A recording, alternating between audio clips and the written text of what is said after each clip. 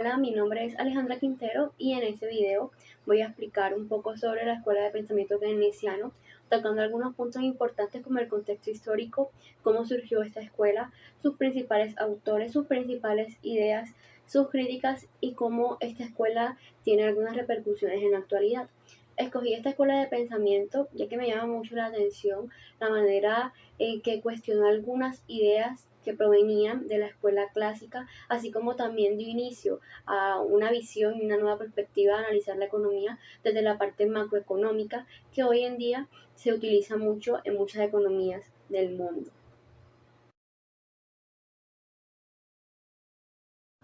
Hablando del contexto histórico, esta escuela de pensamiento se enfrentó a crisis económicas muy fuertes. Una característica es que todavía predominaban las ideas de los clásicos, donde el Estado no debía intervenir en el mercado ya que éste se regulaba por sí solo. También las consecuencias que había dejado la Primera Guerra Mundial y la Gran Depresión de 1929, la crisis económica que había dejado un desempleo masivo y una caída en la producción. Como el mercado no podía autorregularse por sí solo, Keynes propuso una nueva manera de solucionar esto, donde el Estado sí debía intervenir a regular esta situación, estas crisis económicas a través de estimular la demanda agregada, impulsar el empleo y favorecer la recuperación económica, y digamos que estas fueron las ideas que marcaron el nacimiento de esa nueva escuela de pensamiento de la escuela keynesiana. Y donde hablamos del famoso John Keynes, quien fue un economista británico que nació en 1883 en Cambridge, estudió en la Universidad de Cambridge, fue investigador, profesor y asesoró al gobierno británico.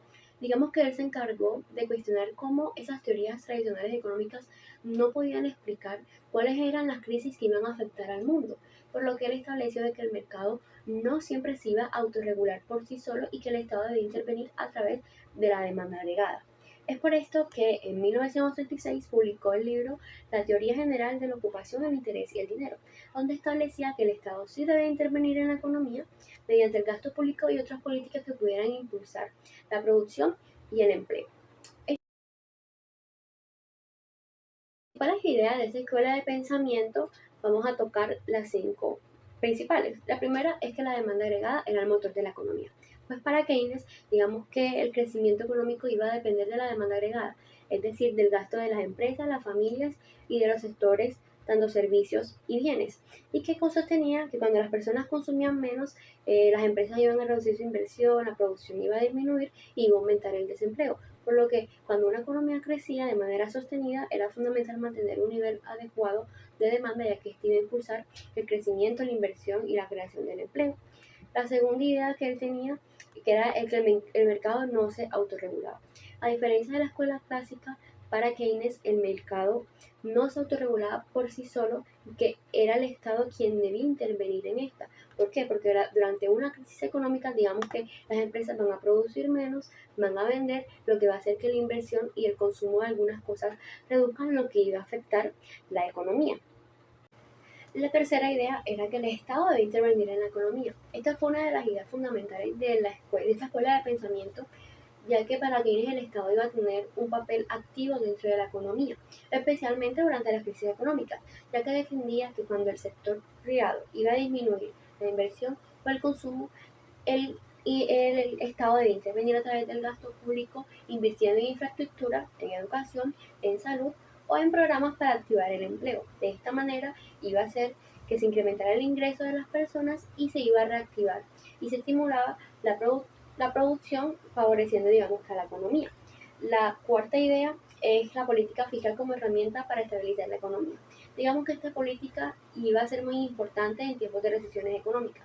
La primera era que cuando había una crisis económica, a través de modificar el gasto público y los impuestos podían influir en la actividad económica. Una de estas era que o el gobierno iba a aumentar el gasto público o podía reducir los impuestos de las personas y las empresas podían disponer de más recursos para consumir y para invertir. Por lo contrario, digamos que cuando la economía crecía demasiado y se quería evitar la inflación, el Estado podía reducir el gasto o aumentar los impuestos para evitar, digamos que, un sobrecalentamiento de la economía. Y la quinta idea es el efecto multiplicador del gasto público. digamos que para él el gasto público tiene un efecto multiplicador en la economía, ya que quiere decir que cuando el Estado invierte en obras públicas, en infraestructura, esto no solo iba a beneficiar a aquellos que recibieran esos recursos de primera mano, sino a sectores económicos. Por ejemplo, los trabajadores contratados para hacer ese tipo de obras, de infraestructuras, iban a generar un ingreso, iban a consumir, iban a prestar un servicio e iban a demandar un servicio, comprar ropa o alimentos. Y que de esa manera la economía iba a reactivar por parte de las empresas, ya que iban a tener mayores ventas y a su vez se podía estimular eh, el crecimiento del empleo o que hubiera más empleo dentro de la economía.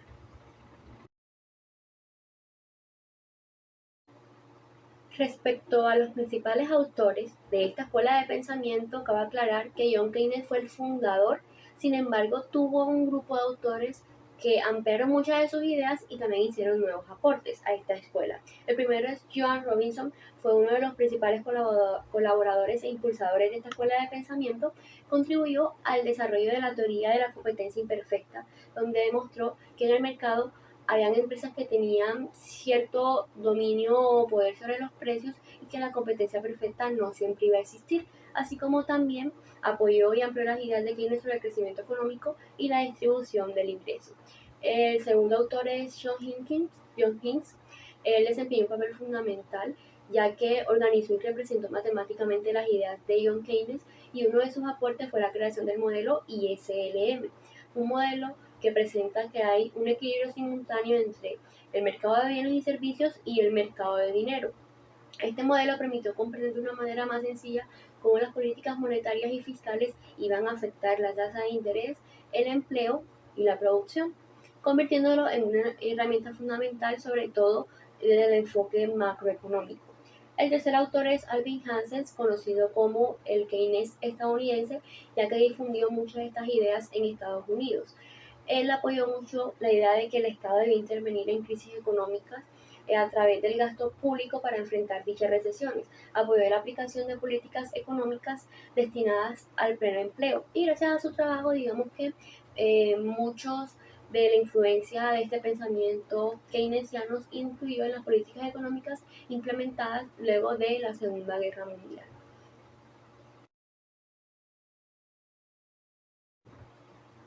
Aunque la escuela keynesiana ha tenido una enorme influencia en la economía moderna, esta escuela de pensamiento también recibió algunas críticas. Algunos economistas consideraban que una inversión en el Estado podría generar ineficiencia. Otros argumentaban que al aumentar el gasto público puede incrementar la deuda del país y que digamos que esto podría generar una inflación. También argumentaban que al Estado puede desplazar la inversión privada al competir por esos recursos financieros y que las políticas fiscales pueden demorar tiempo en ser implementadas en los diferentes países. Uno de los principales críticos de esta escuela de pensamiento fue Milton Friedman, quien fue el fundador o el representante de la escuela monetarista, quien defendía que una política monetaria estable y mercados más libres era la mejor manera de promover el crecimiento económico.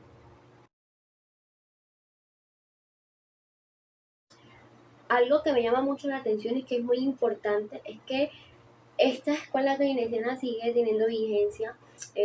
Muchas de sus ideas continúan aplicándose en la actualidad frente a crisis económica, ya que Keynes sostenía que en estos momentos el Estado debía intervenir para poder ayudar a que la economía pudiera restablecerse en los países. Un ejemplo claro de eso fue el COVID-19, donde muchos gobiernos tuvieron que intervenir a través del gasto público subsidiando la salud, el empleo para poder reactivar la economía. En Colombia, digamos que también se han utilizado muchas políticas de inversión pública y programas sociales con objetivos muy similares.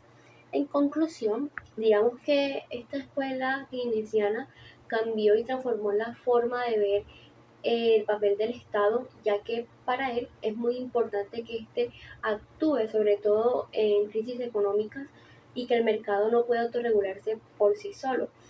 Aunque muchas de sus ideas, digamos que han sido debatidas y complementadas con otras corrientes de pensamiento, siguen influenciando en las políticas públicas de numerosos países y que continúan siendo algo fundamental para poder comprender la economía contemporánea.